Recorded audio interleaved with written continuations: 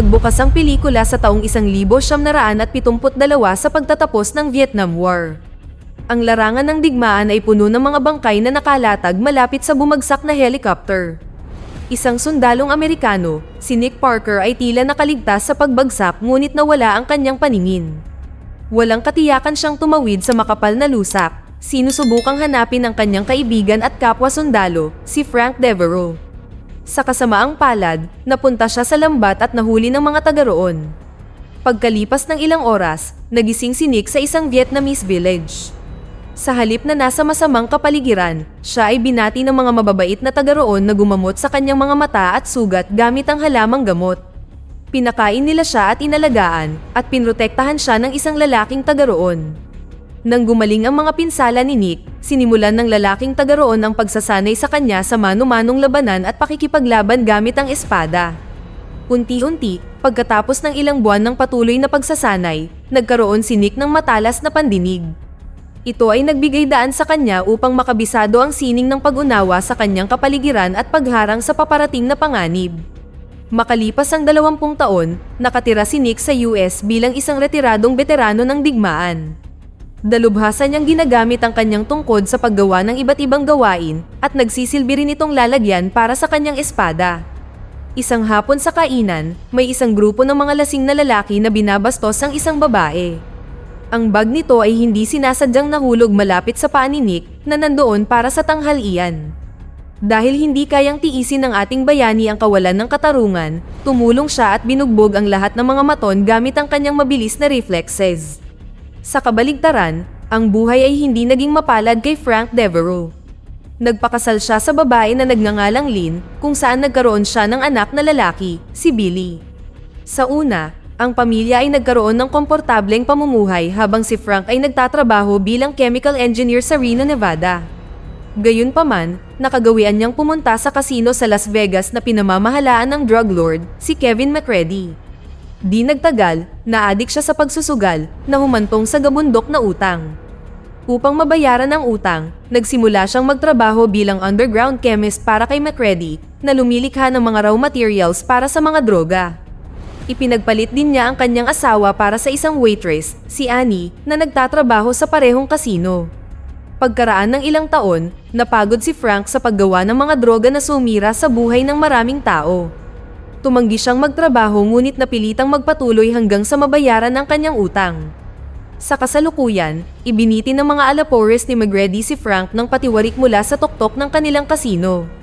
Binantaan nila siya na gumawa ng malaking bungkos ng mga designer na droga dahil ang kasino ay naghahanda para sa isang malaking kontrata sa linggo. Nang tumanggi muli si Frank, nakaisip si McCready ng tusong ideya, kidnapin ang dati niyang asawa at anak, at gamitin ang mga ito para pilitin siyang magtrabaho. Sa ibang lugar, dumating si Nick sa bahay ni Lynn, umaasang mahahanap doon ang dati niyang kaibigan. Malugod siyang inanyayahan ng huli sa loob at nag-usap sila habang humihigop ng tsaa. Inihayag ni Lynn na siya ay diborsyado na ngayon at si Frank ay nakatira sa kabilang dulo ng bansa sa Reno. Sinabi rin niya na hindi sila nagkaroon ng ugnayan sa loob ng maraming taon. Sa sandaling iyon, isang malakas na katok ang pumutol sa kanilang pag-uusap at pumunta si Lynn sa pintuan.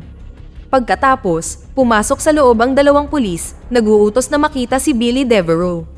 Sinasabi nila na ang bata ay potensyal na saksi para sa krimen at nais nilang makipag-usap sa kanya. Makalipas ang ilang minuto, sinamahan sila ng malaking tao na nagngangalang Slug na siyang kanang kamay ni McCready. Naramdaman ni Nick na may kakaiba kaya ginambala niya ang mga pulis at humingi sa kanila ng warrant. Gayunpaman, bago siya makakuha ng tugon, kinuha ni Slug si Lynn at hinawakan siya sa leeg. Dumating din si Billy sa pinangyarihan at nagmadali upang iligtas ang kanyang ina. Ngunit itinulak siya ng malaking lalaki at bumagsak si Billy sa pader at nawalan ng malay. Pagkatapos ay binaril niya si Lynn na naging sanhi ng pagbagsak nito sa sahig. Ikinagalit ito ni Nick kaya mabilis niyang inilabas ang kanyang espada at nilabanan ng kaaway. Sa kabila ng pagiging bulag, madali niyang tinapos ang mga tiwaling opisyal gamit ang kanyang pambihirang galaw. Nagawa rin niyang masaktan si Slug, ngunit kahit papaano ay nagawa ng huli na makatakas mula roon. Ngayong tapos na ang panganib, nagmamadali si Nick para suriin si Lynn, ngunit huli na ang lahat. Hiniling ni Lynn sa kanya na alagaan ang kanyang anak bago namatay sa kanyang mga pinsala.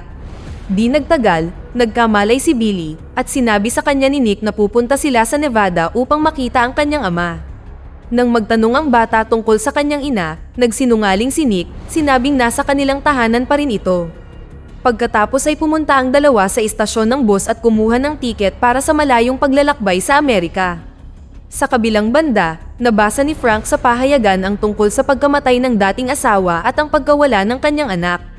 Alam niyang kagagawa nito ni McCready kaya atubili siyang pumayag na ipagpatuloy ang trabaho. Samantala, hindi maganda ang simula ng paglalakbay ni Billy at Nick. Maliwanag na hindi gusto ng bata ang kanyang kasama sa paglalakbay at kung minsan ay kinukutya pa nito ang kanyang pagkabulag. Nang gabing iyon, sinubukan niyang tingnan ang wallet ni Nick upang makita kung ano ang nasa loob nito. Madali siyang nahuli ng veterano sa akto, ngunit hinayaan siyang magpatuloy pa rin. Sa sorpresa ni Billy, nakita niya ang lumang larawan ng kanyang ama at Nick mula sa kanilang mga araw sa hukbo. Ipinagtaka niya ito kaya tinanong niya si Nick kung paano siya nawalan ng paningin. Sa flashback na eksena, ipinagdiwang ni Nick, Frank, at ng kanilang hukbo ang huling araw nila sa Vietnam bago pa uwiin. Gayunpaman, sa gitna ng kanilang pagdiriwang, ang kanilang base ay inatake ng mga rebeldeng Vietnamese. Gumawa sila ng plano kung saan si Frank ay magbibigay ng takip habang si Nick ay pumuslit malapit sa linya ng kalaban upang itumba sila. Ngunit pumalpak ang kanilang ideya ng tambangan sila ng mga puwersa ng Vietnam mula sa magkabilang panig. Sa maigting na sandali, tumakbo si Frank para magtago, iniwan si Nick na mag-isa. Ito ay nang sumabog ang mortar sa malapit na nagpatalsik sa kanya.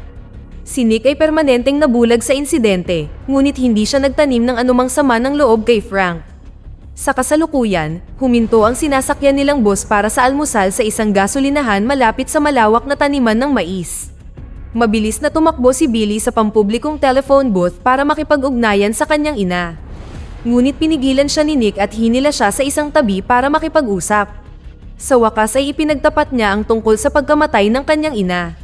Nang marinig ito, nakadama si Billy ng pagtataksil dahil sinabi niyang ligtas ang kanyang ina sa tahanan nila.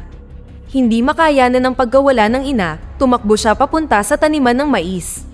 Ginawa ni Nick ang makakaya upang sundan ang bata ngunit sa lalong madaling panahon ay nawala ito sa makapal na halaman. Sa kasamaang palad, nasundan sila ni Slug at ng kanyang mga tauhan at nagawa niyang makuha si Billy. Dinala niya ang bata sa pansamantalang kubo sa gitna ng bukid habang sinusubukan ng kanyang mga tauhan na hanapin at patayin si Nick.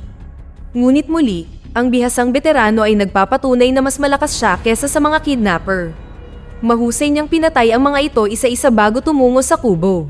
Napansin siya ni Slug mula sa malayo at sinubukan siyang pasabugin gamit ang shotgun ngunit hindi tumama ang bawat putok.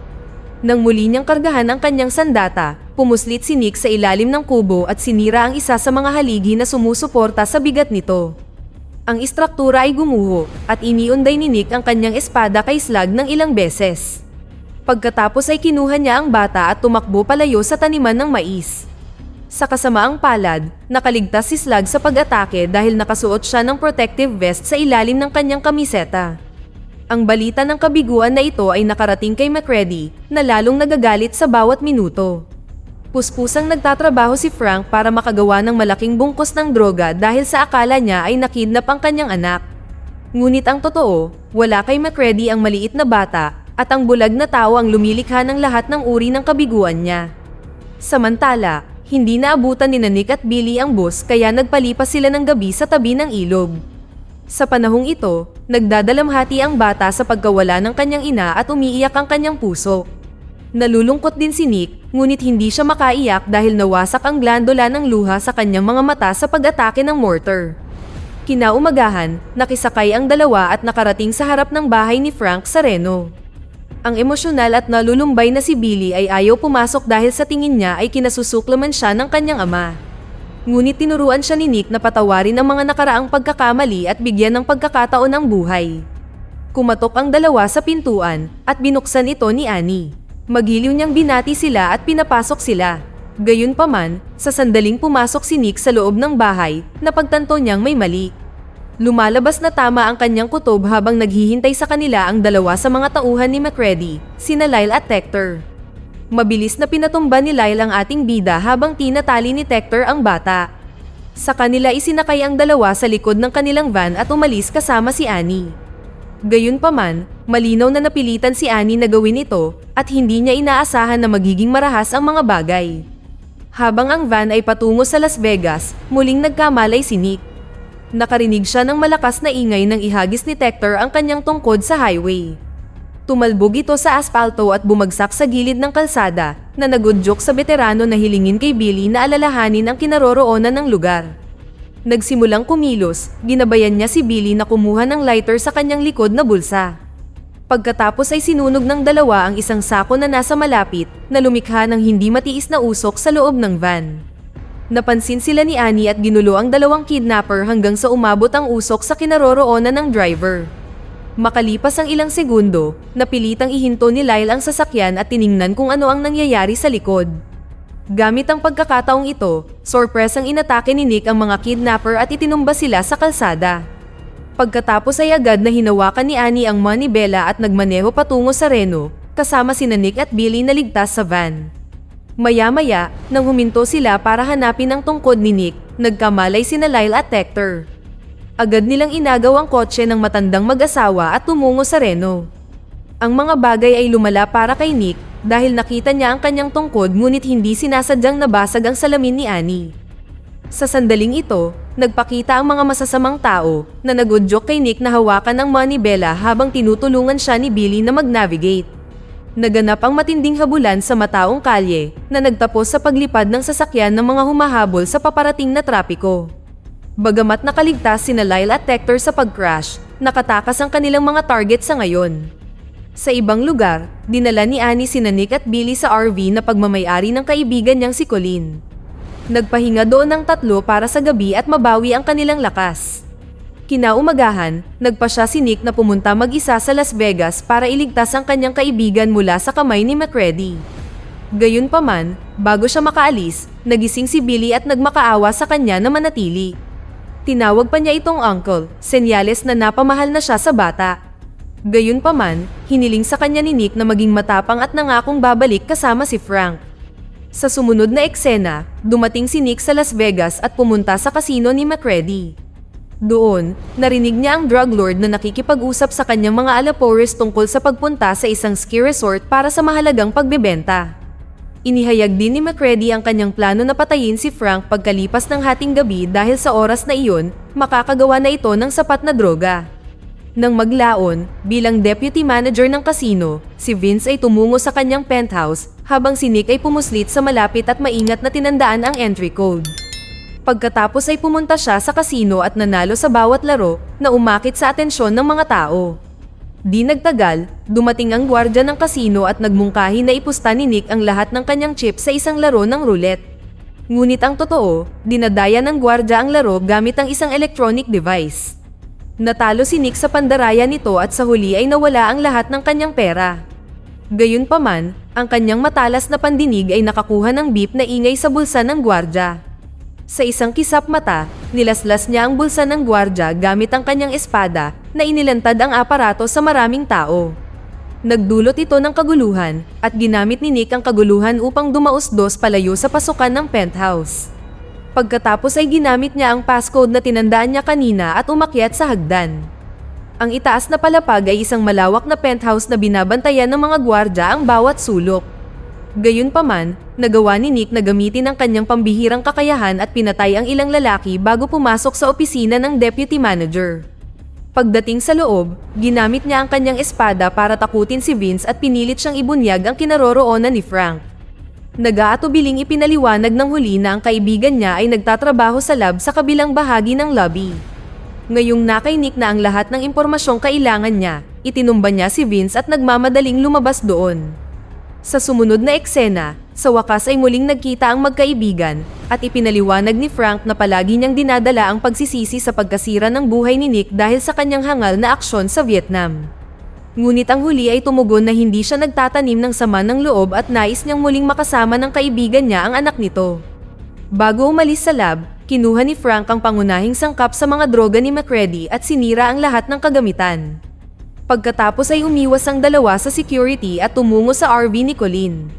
Gayunpaman, sa halip na muling magkasama ang mag-ama, natagpuan nilang patay si Colleen, dinukot sina Billy at Annie, at may sulat na nakadirekta sa kanila. Inutusan sila nitong dalhin ang mga droga sa mountain penthouse ni MacReady kapalit ni Billy at Annie. Ganap na batid na ito ay isang ambush, naghanda sina Nick at Frank at nagdala ng mga ginawang napalm bomb. Pumunta sila sa tuktok ng bundok sakay ng cable car at ginamit ang lahat ng kanilang pagsasanay sa militar para patayin ang lahat ng mga tauhan ni MacReady. Kasunod nito, nagmamadali silang pumunta sa penthouse at nakita nilang hawak ni MacReady sina Billy at Annie habang nakatutok ang baril.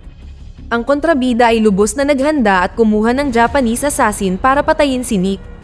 Isang malupit na sword fight ang naganap sa pagitan ng dalawa, ngunit ang bulag na veterano sa kalaunan ay nanalo sa pamamagitan ng pagkuryente sa assassin sa isang hot tub. Biglang pumasok si Slug at binaril si Nick sa balikat na nahulog sa sahig. Pagkatapos ay sinimulan niya itong kutsain dahil sa pagiging bulag at walang alam.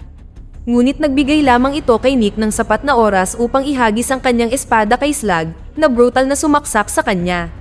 Sinubukan ni MacReady na makialam, ngunit pinigilan siya ni Frank. Ang dalawang lalaki ay bumagsak sa sahig, nag-aagawan sa isang shotgun. Kahit papaano ay nagawa ni MacReady na makuha ang armas, ngunit pagkatapos ay aksidente niya itong napaputok na kumitil sa kanyang buhay. Para naman kay Nick, kinuha niya ang kanyang espada at walang awang inatake si Slug, tinapos siya ng tuluyan. Sa resulta ng kaganapang ito, muling nakasama ni Frank ang kanyang pamilya at umalis sila patungong San Francisco. Samantala, binitiwan ni Nick ang kanyang tiket, piniling hindi sumama sa kanila. Sinundan siya ni Billy at nakiusap na sumama. Ngunit nakapagdesisyon na si Nick at hiniling niya sa bata na alagaan ang kanyang pamilya. Sa huling eksena, tumawid siya sa kalye at naglaho nang may bus na dumaan. Nalungkot sa kanyang pag-alis, itinapon ni Billy ang laruan na dinosaur mula sa tulay, kung saan sinalo ito ni Nick. Natapos ang pelikula nang tawagin siya ni Billy sa huling pagkakataon na sinabing mamimiss niya ito ng husto. Dito na nagtatapos ang kwento. Sana ay nagustuhan nyo. Mag-subscribe na kung hindi ka pa nakasubscribe. Pindutin na rin ang notification bell at like button upang matulungan ang channel, and leave a comment down below. And as always, thank you for watching.